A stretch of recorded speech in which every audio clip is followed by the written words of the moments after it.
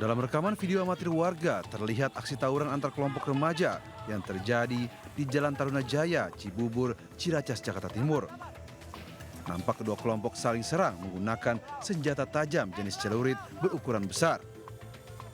Nahas dalam aksi tawuran ini, seorang remaja berinisial MI, 18 tahun, tewas usai mendapat sabetan senjata tajam pada bagian punggungnya. Usai melakukan penyelidikan, polisi mengamankan seorang pelaku penganiayaan JF 17 tahun dan seorang provokator AH 17 tahun. Senjata tajam yang digunakan pelaku berhasil disita polisi di kediaman pelaku. Diketahui, aksi tawuran tersebut terjadi hanya karena saling ejek dan mencari jati diri. Kemudian kedua kelompok berjanjian melalui media sosial. Itu dibacok di bagian punggung atau belakangnya sehingga meninggal dunia. Pelaku pembacok itu anak berumur 17 tahun, berinisial JF dan sudah diamankan. Dan penggeraknya. Kini polisi gencar melakukan patroli di sejumlah titik rawan saat situasi sepi untuk mencegah terjadinya aksi tawuran antar kelompok pemuda. Dari Jakarta, Rio Manik melaporkan.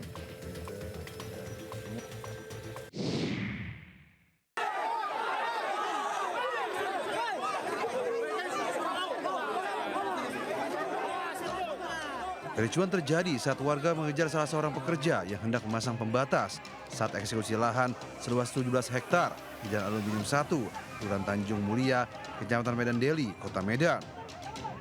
Salah seorang warga yang diduga terlibat dalam pengejaran tersebut ditarik petugas Satuan Brimopolda Sumut dari kerumunan massa, lalu dihajar hingga babak belur dan mengalami luka di bagian kepala. Tak hanya itu, sejumlah pekerja yang hendak memasang pembatas di lahan sengketa tersebut juga tak luput dari amukan warga hingga beberapa di antaranya jatuh pingsan. Sebelumnya lingkungan yang ditempati warga yang berada di Jalan Aluminium 1 tersebut masuk dalam sengketa lahan 17 hektar yang digugat oleh ahli waris bernama Parinduri. Padahal warga yang bermukim di 3 lingkungan tersebut telah mendiami dan tinggal selama puluhan tahun. Bahkan sebagian warga telah memiliki surat hak milik dan membayar pajak setiap tahun.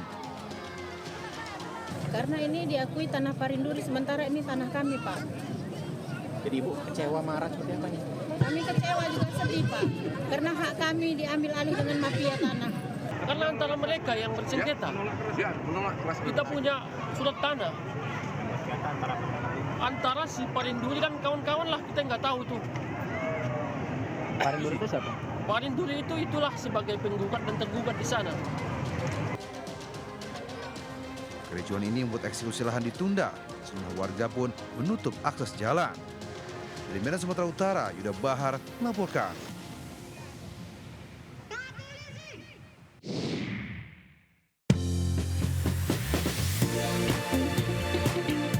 Selamat malam pemirsa, menemani istirahat Anda, tim redaksi kami telah menyiapkan beragam informasi menarik. Inilah Buletin iNews Malam selengkapnya.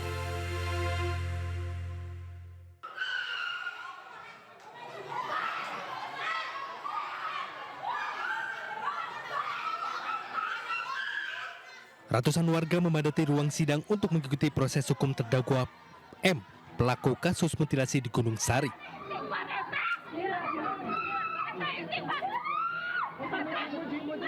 Namun suasana mendadak memanas saat agenda sidang yang seharusnya menghadirkan saksi dari tim forensik digantikan 2 saksi ahli dari Polresta Serang. Kericuan tak terhindarkan, keluarga korban meluapkan kecewaannya kepada aparat yang bertugas menjaga keamanan persidangan.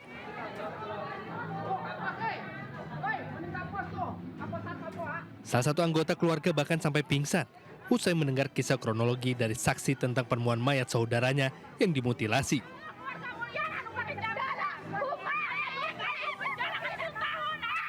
Keluarga korban menuntut hukum maksimal bagi terdakwa termasuk hukuman mati. Kasusnya akan ditunda-tunda gitu loh. Kami berharapnya kan hari ini tuh dari saksi forensik segala itu hadir. Cuma Kapolri doang yang hadir. Forensik hadir. Kita kecewa sih Bu sebenarnya ya. Sudah 4 kali sidang forensik hadir. Sidang kasus mutilasi ini masih akan berlanjut. Namun keluarga korban meminta agar prosesnya berjalan transparan, adil, dan sesuai dengan rasa kemanusiaan. Dari Serang, Banten, Mahesa Apriandi, iNews melaporkan.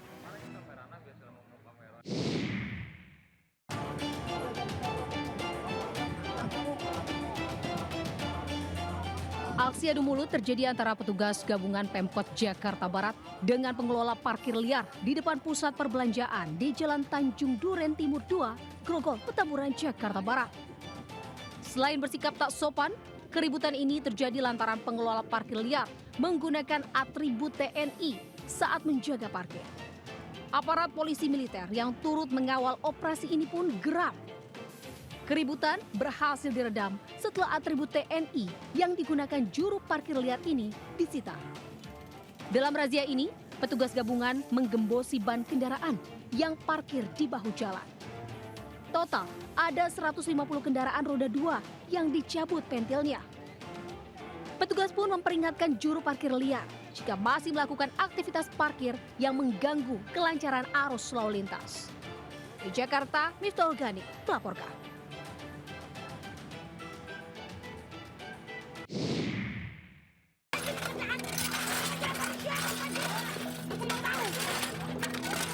Puluhan bangunan liar di dalam kawasan Terminal Cibinong, Kabupaten Bogor ditertibkan dan dirobohkan Satpol PP menggunakan alat berat. Meski mendapat perlawanan dari emak-emak pemilik kios warung makan, sebanyak 23 bangunan liar semi permanen dirobohkan oleh Satpol PP. Bangunan liar tersebut sudah berdiri dari puluhan tahun lalu.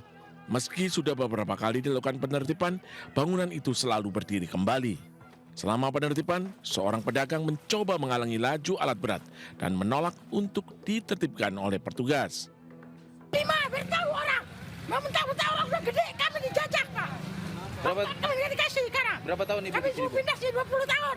Sekarang dia katanya nanti dikasih tempat, saya nggak dikasih tempat. Kenapa? Saya orang lama di sini Pak. Kenapa yang baru dapat? Saya nggak dapat. Saya ingin tahu sekarang, apa sebabnya? Tarik-menarik terjadi saat penertiban berlangsung antara anggota Satpol PP dan seorang pedagang. 23 bangunan yang berada di area Terminal Cibinong. Jadi dari 23 bangunan itu, 1 yang permanen dan 2 yang semi permanen. Sempat ada perlawanan juga dari pedagang? Ada Pak, ya biasalah saat itu. Mereka kan sudah bertahun-tahun berjualan. Penertiban dilakukan sebagai bentuk komitmen Satpol PP kepada pengguna Terminal Cibinong, Bogor agar merasa nyaman. Dari Bogor, Jawa Barat, Wildan Hidayat, iNews melaporkan.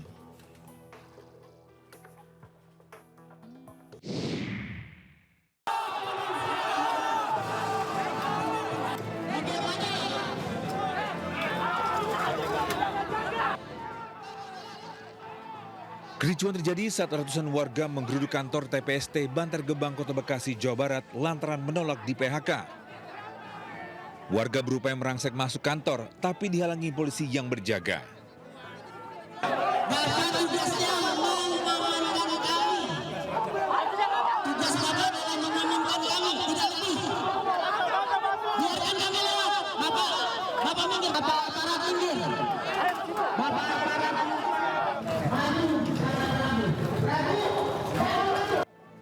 Unjuk rasa berawal saat ratusan warga di PHK sepihak. Padahal mereka adalah warga 4 kelurahan sekitar TPST Bantar Gebang yang seharusnya diprioritaskan mendapat pekerjaan di TPST.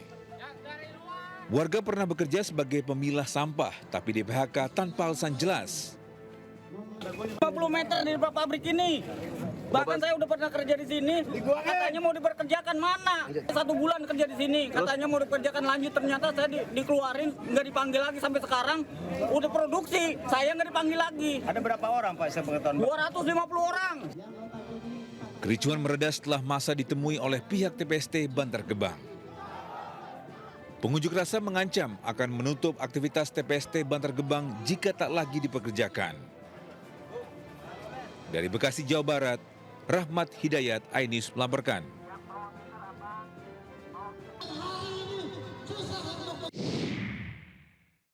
Capek, udah begini. Warga bisa nggak lu kata warga? Makanya. Udah begini, Pak. Pengelola stasiun pengisian bahan bakar umum Bersih Tegang dengan anggota Muspika Kecamatan Batu Jaya yang mengawal proses normalisasi saluran drainase. Kericuhan terjadi lantaran pengelola SPBU yang berada di wilayah Desa Kerajaan, Kecamatan Batu Jaya, Kabupaten Karawang ini menolak untuk dilakukan pembongkaran saluran drainase yang berada di depan pintu masuk SPBU. Pengelola SPBU menilai pembongkaran akan mengganggu operasional SPBU. Warga sekitar yang merasa kesal dengan sikap arogansi pengelola SPBU nyaris menghakimi pengelola SPBU itu. Warga kesal karena sejak berdirinya SPBU membuat sejumlah rumah warga kerap terendam banjir. SPBU gimana? Tadi sebelum nggak ada SPBU, alhamdulillah nggak pernah kebanjiran kita. Terus sekarang dibongkar juga? Dibongkar juga. Nanti yang sisanya ini rapi baru dibongkar lagi, yang 5 meter itu. Semua pihak akhirnya bisa menahan diri dan pembongkaran drainase dengan alat berat bisa dilanjutkan kembali. Dari Karawang, Jawa Barat, Rudi Setiawan, iNews melaporkan.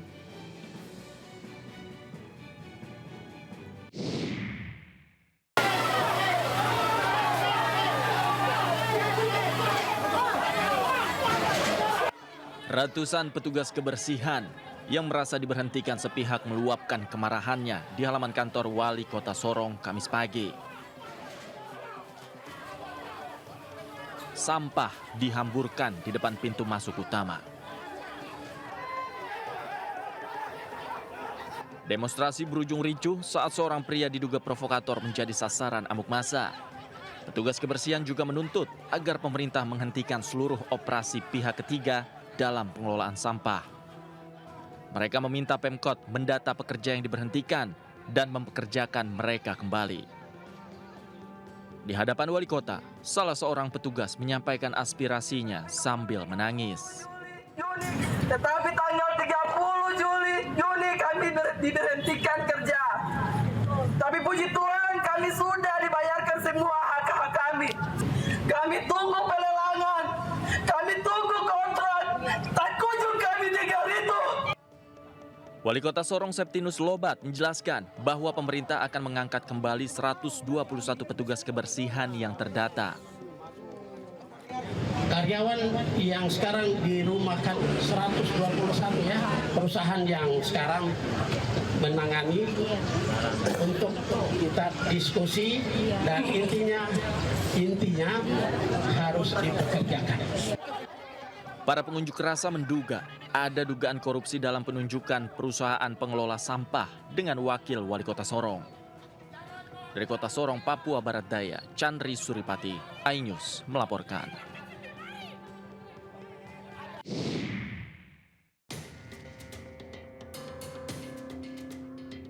Kamera dashboard sebuah mobil yang melintas di Jalan Perwira menuju lapangan Banteng, Sawah Besar, Jakarta Pusat merekam penjamretan yang dialami seorang perempuan. Dua pelaku berboncengan sepeda motor mendekati korban yang sedang berjalan kaki di trotoar Jembatan Kuning di samping Masjid Istiqlal. Dalam hitungan detik, pelaku yang berada di jok belakang langsung merampas tas korban. Tarik-menarik terjadi hingga korban jatuh tersungkur hingga terseret sepeda motor. Korban adalah warga negara asing yang hanya bisa berbahasa Cina. Meski berhasil mempertahankan tasnya, namun korban mengalami luka-luka. Orang asing. Lukanya apa aja? Di tangan, lecet, sama dengkul, sama belakang. Itu robek. Kalau dari pengakuan dia pakai bahasa Cina, apa aja yang dirampas itu? Tas. Dengan kejadian ini, warga diimbau agar selalu waspada saat berada di luar rumah. Dari Jakarta, Rani Sanjaya, iNews melaporkan.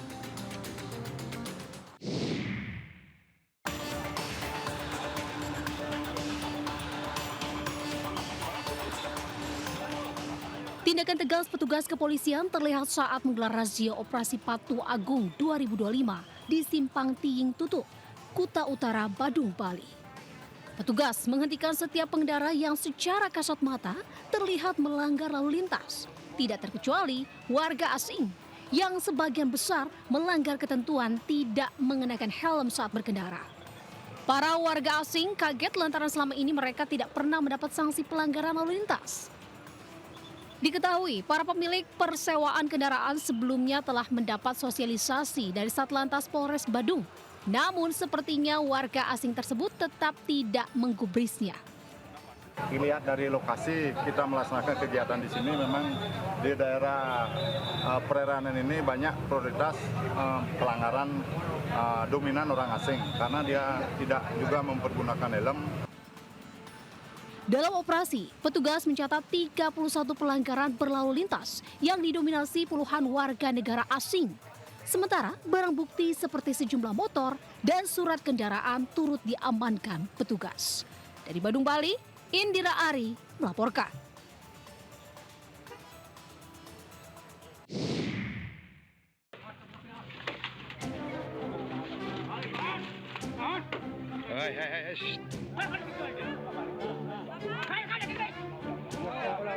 Viral di media sosial, sekelompok pria mengacungkan senjata tajam ke hadapan para petani di Desa Muara II, Kecamatan Cikulur, Kabupaten Lebak, Banten. Sontak para petani berlarian mencari keselamatan.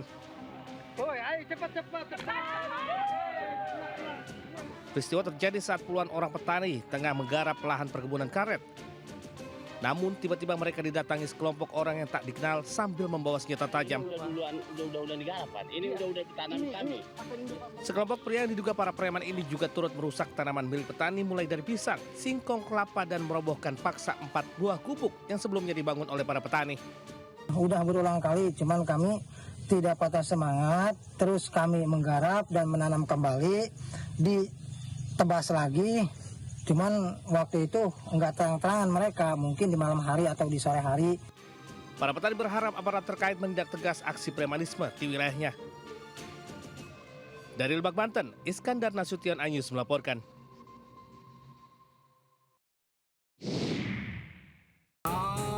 Sini turun. Oke. Pakai baju. Pakai bajunya. Unit Reskrim Polsek Tambora, Jakarta Barat menangkap pemalak sopir travel di Jalan Jembatan Besi Raya, Tambora, Jakarta. Pelaku ditangkap berdasarkan rekaman video amatir dari korban. Saat pemalakan terjadi, korban berada di bawah ancaman dan intimidasi dari pelaku. Korban tidak berdaya hingga memberikan uang di bawah nominal yang diinginkan oleh pelaku. Dari keterangan polisi, pemuda berusia 23 tahun ini kemudian menggunakan uang itu untuk membeli narkoba jenis sabu. Pertama meminta 300, lalu 50, namun yang diberikan hanya 20.000. Sudah sering atau bagaimana? Kalau pelaku sudah sering. Untuk apa dia melakukan hal ini? Uang hasil palakan? Untuk uang hasil palakan sendiri digunakan untuk membeli narkoba. Atas perbuatannya pelaku terancam hukuman 9 tahun penjara. Dari Jakarta, Miftahul Gani, iNews melaporkan. Terjadi kehilangan ban, parkir di airport. Waspada, area yang dinilai aman tak bisa jadi jaminan. Dalam video amatir yang beredar di media sosial, satu unit mobil minibus kehilangan satu ban di bagian belakang sebelah kiri. Insiden pencurian ban mobil tersebut terjadi di Bandara Internasional I Gusti Ngurah Rai, Bali. Pihak korban tak menyangka hal ini terjadi. Pasalnya, letak parkiran berada di lantai 4 Terminal Internasional dan ban hilang hanya terganjal batako. Korban pun segera melaporkan kasus ini ke Polres Bandara. Dan petugas pun melakukan penyelidikan termasuk para saksi dan CCTV di sekitar lokasi.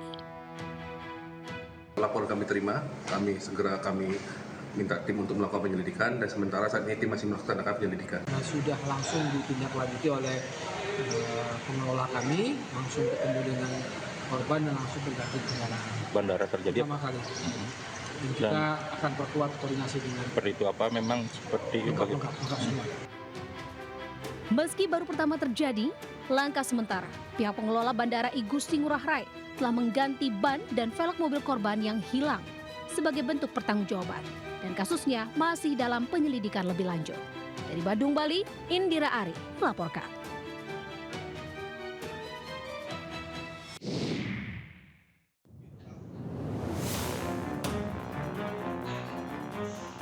Seorang pria berusia 24 tahun tak berkutik usai ditangkap warga karena menjual sepeda motor tetangganya di kawasan Tambora, Jakarta Barat.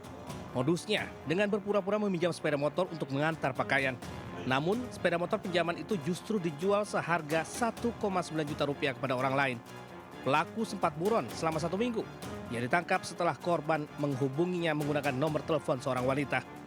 Awalnya modusnya pinjam mau nganterin laundry. Nah, dia dengan paksaan, saya udah gak ngasih, tetap maksa. Akhirnya saya ngasih karena udah bertetangga kerjaannya. Jadi saya ngasih dan di hari itu langsung udah aktif nomornya hilang. Pelaku kemudian digelandang ke mobil polisi untuk menjalani pemeriksaan di Polsek Tambora. Dari Jakarta, Miftahul Gani, iNews melaporkan.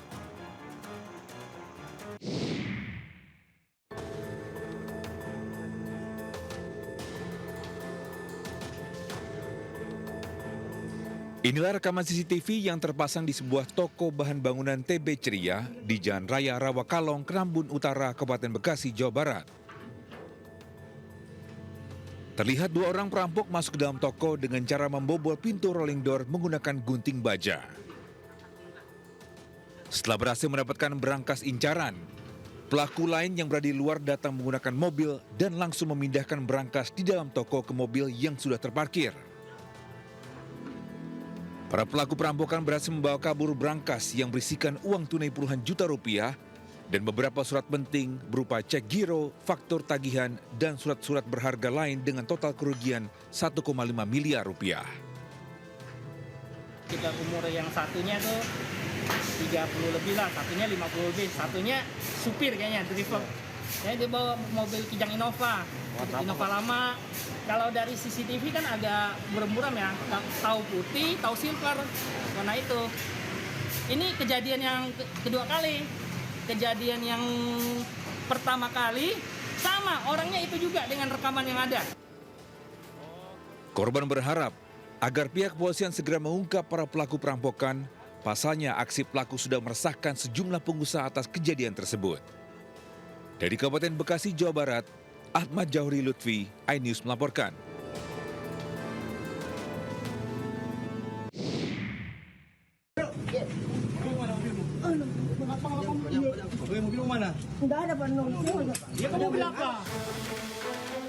Tim Ewako Resmo Polda Sulawesi Selatan dan Resmo Polres Sinjai meringkus Tamsir 36 tahun pelaku pencurian perhiasan emas senilai 30 juta rupiah di Kabupaten Sinjai, Sulawesi Selatan. Pelaku ditangkap saat melarikan diri ke Jalan Atirah Raya, Kota Makassar, Sulawesi Selatan. Pelaku terpaksa ditembak di kaki oleh polisi lantaran hendak kabur. Polisi menyita barang bukti berupa perhiasan emas yang dicuri beserta kuitansi penjualan barang hasil curian. Dari catatan kepolisian, pelaku merupakan residivis kasus serupa yang telah keluar masuk penjara. Pelaku beraksi dengan merusak pintu saat korban tengah meninggalkan rumahnya di Kabupaten Sinjai. Uang hasil curian digunakan pelaku untuk membeli dan berpesta sabu. Jadi pelaku melakukan aksinya dengan cara mencungkil jendela rumah yang ditinggalkan pemiliknya. Sebelumnya pelaku memantau situasi di sekitar, dilihatnya ada rumah kosong, kemudian pelaku melakukan aksinya di rumah kosong tersebut. Kalau dari informasi yang kami dapatkan, total kerugian dari emas yang sudah dijual dari pelaku ini adalah sekitar 35 juta.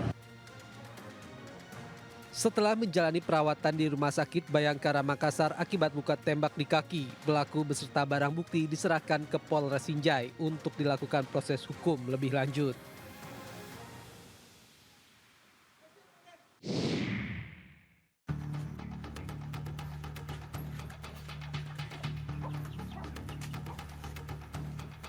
Dua tersangka yang berprofesi sebagai kurir sabu, yakni AY 31 tahun dan LS 37 tahun, berhasil diringkus oleh Sat Narkoba Polres Batubara di sebuah kos-kosan yang berada di Kelurahan Indrapura, Kecamatan Air Putih, Batubara, Sumatera Utara.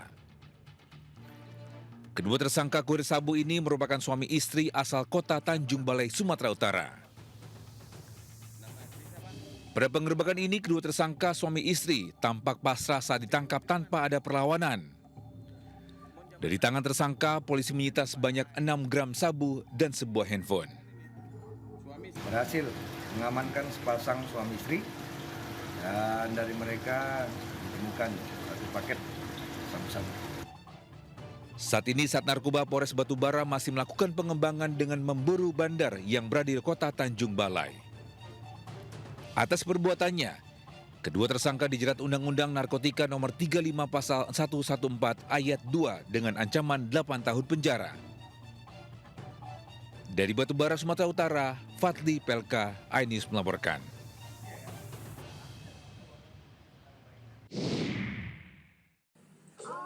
Digimanain?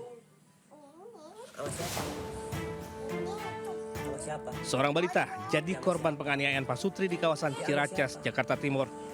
Video balita dengan luka lebam di sekujur tubuhnya ini pun sempat viral di media sosial. Polisi kemudian menangkap kedua pasutri berinisial HW 25 tahun dan FM 28 tahun yang diminta mengasuh oleh ibu korban. Keduanya sempat kabur ke Surabaya setelah aksinya ketahuan. Dari hasil pemeriksaan polisi, mereka menganiaya korban karena kerap menangis dan tak mau menurut. Mereka juga kesal karena ibu kandung korban yang telat membayar uang untuk mengasuh korban. Perbuatan mencubit, memukul, dan membenturkan wajah atau badannya ke tembok dan lantai karena menurut keterangan kedua tersangka bahwa anak tersebut yang berumur 2 tahun ini sering BAB dan kencing sembarangan tempat.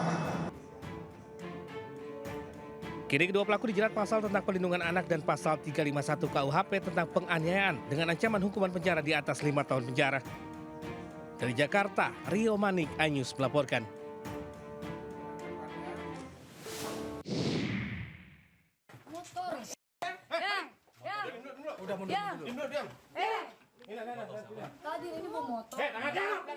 Inilah detik-detik penangkapan pelaku pembunuhan di Pondok Aren. Penangkapan pelaku dilakukan oleh tim Subdit Resmob Ditreskrimum Polda Metro Jaya pada Selasa malam. Pelaku yang berada di dalam rumah temannya langsung diringkus. Ketika ditangkap, pelaku sempat berusaha memberikan perlawanan.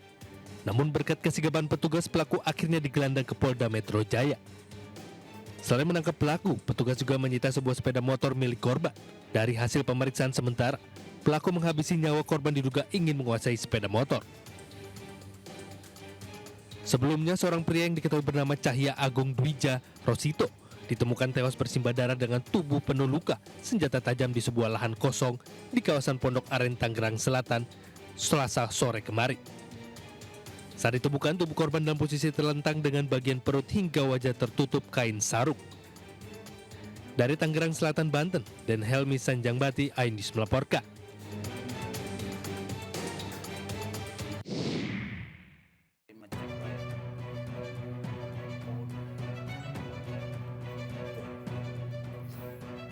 Warga Desa Mengandung Sari, Kecamatan Sekampung Udik, Kabupaten Lampung Timur, Provinsi Lampung, digegerkan dengan tewasnya seorang nenek 80 tahun yang ditemukan bersimbah darah di kamar oleh anak angkatnya sendiri.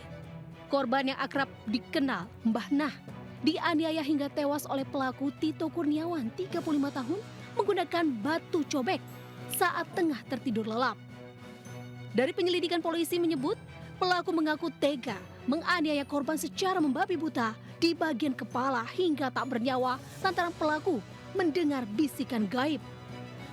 Usai menganiaya korban, tersangka sempat melakukan percobaan bunuh diri dengan senapan angin hingga peluru bersarang di paru-parunya. Pelaku telah dibawa ke rumah sakit di wilayah Kota Metro guna perawatan intensif. Pukul korban pada saat tertidur di tempat tidurnya sehingga korban meninggal dunia. Tersangka yaitu dia mendapat bisikan untuk membunuhnya itu sehingga atas perbuatannya, tersangka dijerat pasal tentang penganiayaan yang menyebabkan kematian dengan ancaman maksimal 12 tahun penjara. Dari Lampung Timur, Lampung, Tinus Kristanto melaporkan.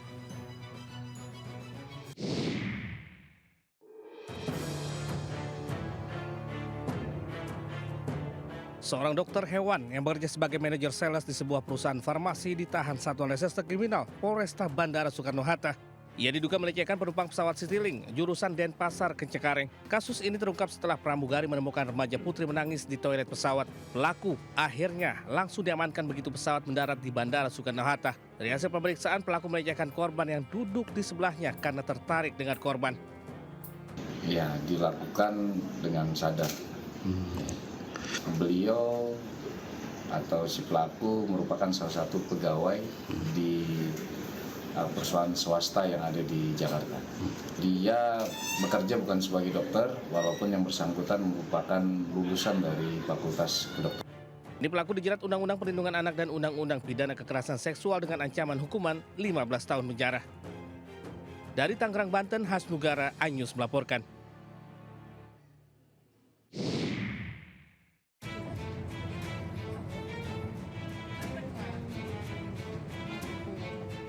Video amatir warga merekam seorang oknum TNI pengendara sepeda motor melintas di jalur mobil jembatan Suramadu.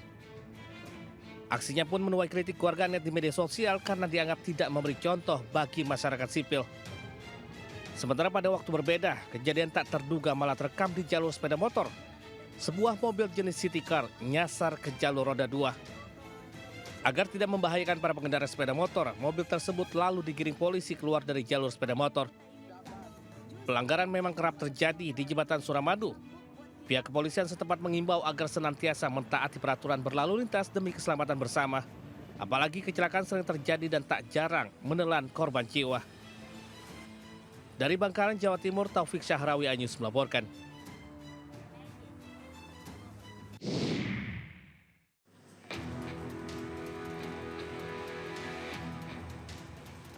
Korban dilaporkan terjatuh di jalur Pelawangan Sembalun menuju Danau Segar Anak. Dalam rilisnya, warga negara Belanda itu tinggal di Denmark. Tim rescue dari Pos SAR Kayangan segera diberangkatkan pada pukul 14.20 waktu Indonesia Tengah. Selain itu, tim rescue mengerahkan helikopter untuk evakuasi korban dengan selamat. Usai dievakuasi dengan tim SAR, korban dibawa ke BIMC Hospital Kuta Bali untuk mendapatkan perawatan. Sementara itu, Taman Nasional Gunung Rinjani mengumumkan aktivitas pendakian menuju dan dari jalur Pelawangan Sembalun Danau Segara Anak ditutup sementara mulai tanggal 16 Juli 2025. Penutupan ini sehubungan upaya peningkatan layanan dan fasilitas wisata alam dan pengelolaan kawasan konservasi. Kamu terjatuh.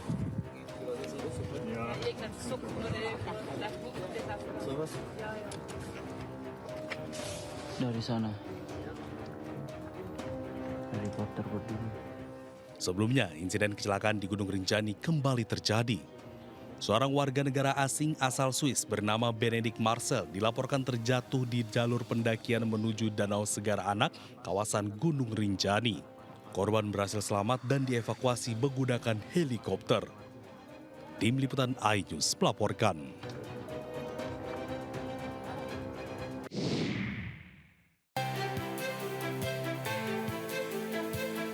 Pengguntingan pita oleh Presiden Direktur PT Bank MNC Internasional Tbk, Rita Montagna, menandai diresmikannya kantor cabang MNC Bank yang berlokasi di Jalan Jenderal Sudirman, Kota Samarinda, Kalimantan Timur. Kantor cabang baru ini merupakan komitmen MNC Bank untuk terus memperluas jaringan operasional di seluruh Indonesia, sekaligus dalam meningkatkan pelayanan terbaik bagi nasabah. Kami secara terus-menerus melakukan perbaikan layanan kepada seluruh cabang-cabang kami yang saat ini tersebar di 16 kota, salah satunya di Samarinda ini. Kami harapkan bahwa layanan kami kepada masyarakat sekitar dan nasabah yang ada di Samarinda itu bisa lebih baik dan lebih bagus deh untuk kita berikan kepada mereka. Dalam kesempatan ini, MNC Bank juga memberikan grand prize tabungan dahsyat berhadiah kepada Yuwono Siau, salah satu nasabah setia yang beruntung membawa pulang 1 unit Toyota Fortuner. Hati sangat senang sekali karena tidak disangka momen di saat Valentine Day ya. Hadiah itu muncul tiba-tiba. Terima kasih banyak MNC. MNC Bank berkomitmen akan terus menghadirkan layanan terbaik dan inovatif yang berorientasi pada kepuasan nasabah di seluruh Indonesia. Dari Samarinda, Kalimantan Timur, Ardi Wirya, iNews melaporkan.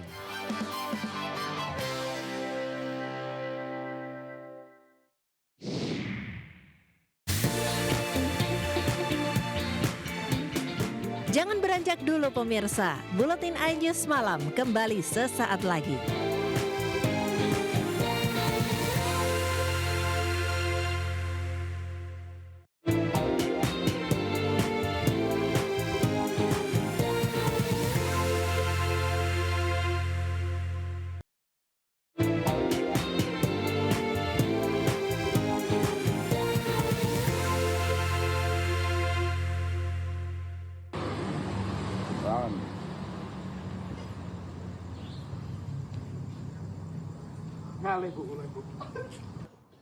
Video amatir merekam momen seorang petugas pemadam kebakaran melakukan gerakan-gerakan yang menyerupai ritual supranatural yang biasa dilakukan seorang dukun. Aksi ini dilakukan untuk menenangkan seorang wanita yang mengalami gangguan jiwa agar pulang kembali ke rumahnya.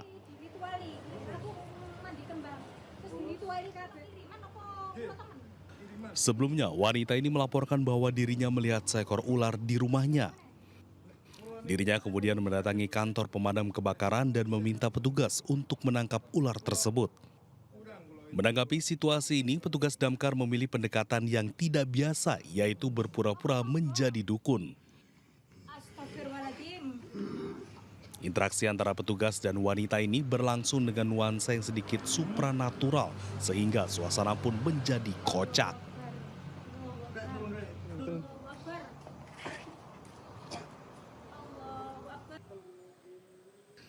Petugas pemadam menyebut wanita tersebut pernah datang ke kantor pemadam kebakaran pada pekan sebelumnya dengan laporan yang sama. Petugas damkar yang mendatangi ke rumah pelapor tidak mendapati seekor ular, melainkan mendapat kabar dari tetangganya bahwa wanita tersebut mengalami gangguan jiwa. Waktu itu saya shift 2 mau pulang, kan shift 3 yang jaga. Terus setelah itu ibunya itu cerita kalau ada ular goib. Kita sebagai pelayan masyarakat cuma menanggapi saja. Jadi biar ibunya tidak kecewa. Video ini sempat viral dan mendapat komentar beragam dari masyarakat. Ternyata petugas damkar tidak hanya ahli dalam memadamkan api, tetapi juga mampu mengusir roh halus dengan cara yang unik. Dari Gresik, Jawa Timur, Agus Ismanto, iNews melaporkan.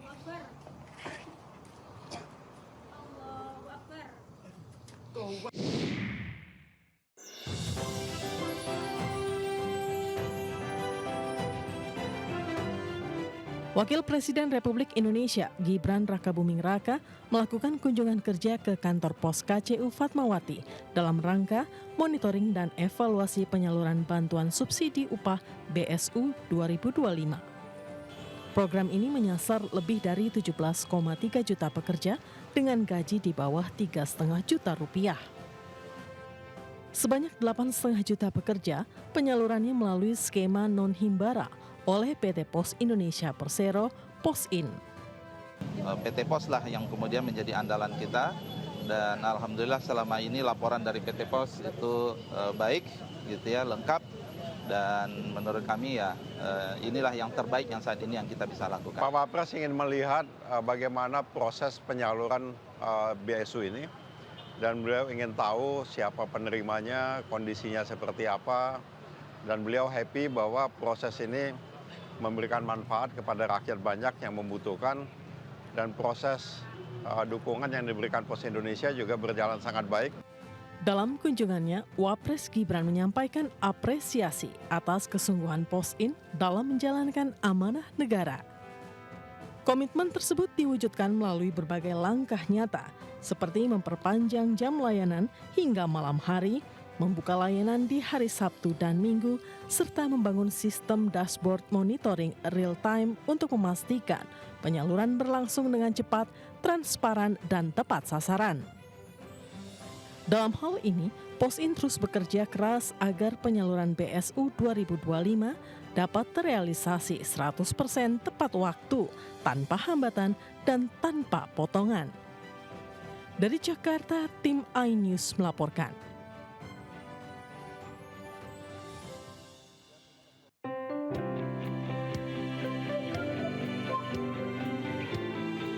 Kunjungan kerja yang dilakukan Kadin Indonesia ke negeri jiran kali ini mempunyai misi untuk membangun kerjasama yang lebih intens bersama Malaysia. Pimpinan delegasi dari Kadin Indonesia, Andi Yuslim Patawari atau yang kerap disapa AYP, melakukan pertemuan dengan Sarawak Business Federation, asosiasi yang mengatur bisnis khususnya di wilayah Sarawak. Selama pertemuan berlangsung, AYP bersama sejumlah delegasi Kadin Indonesia membuka peluang kerjasama yang lebih intens dengan Malaysia, khususnya di daerah Sarawak. Sepakat akan membentuk dari perwakilan kami, Kadin Indonesia dan Kadin Sarawak Task Force untuk merumuskan apa kedepannya yang akan menjadi kebijakan kita di dalam perniagaan sehingga terjadi kerjasama yang menguntungkan semua pihak. Harap perjumpaan kita pada hari ini memulakan satu detik perkembangan yang yang baik untuk kita sama-sama membangunkan ekonomi, sosial dan merapatkan lagi hubungan kita. Selain itu, delegasi Kadin Indonesia juga menghadiri jamuan makan malam yang disediakan oleh Dewan Usahawan Bumi Putra Sarawak.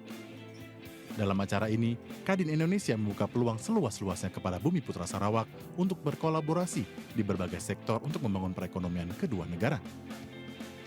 Nak merapatkan lagi silaturahim antara kedua-dua negara dan juga ahli-ahli peniaga di sana. Dan lepas ini kita berharap ada kolaborasi di antara Kadin dengan DUBS, Dewan Usahawan Bumi Putra Sarawak. Sebelumnya, IAP juga bersilaturahmi dengan Perkumpulan Pengusaha Wanita. Dalam pertemuan dengan peniagawati, IAP berharap ada kerjasama yang dapat dilakukan antara Kadin Indonesia dengan peniagawati. Dari Sarawak, Malaysia, Damar Wicaksono, iNews melaporkan.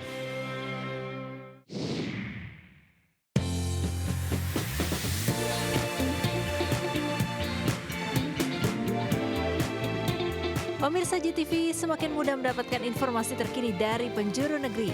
Cukup scan QR Code di layar TV Anda untuk menyaksikan Buletin iNews. Saksikan tayangan GTV di mana saja melalui RCTI Plus. Informasi tadi menutup perjumpaan kita malam hari ini. Selamat malam, sampai jumpa.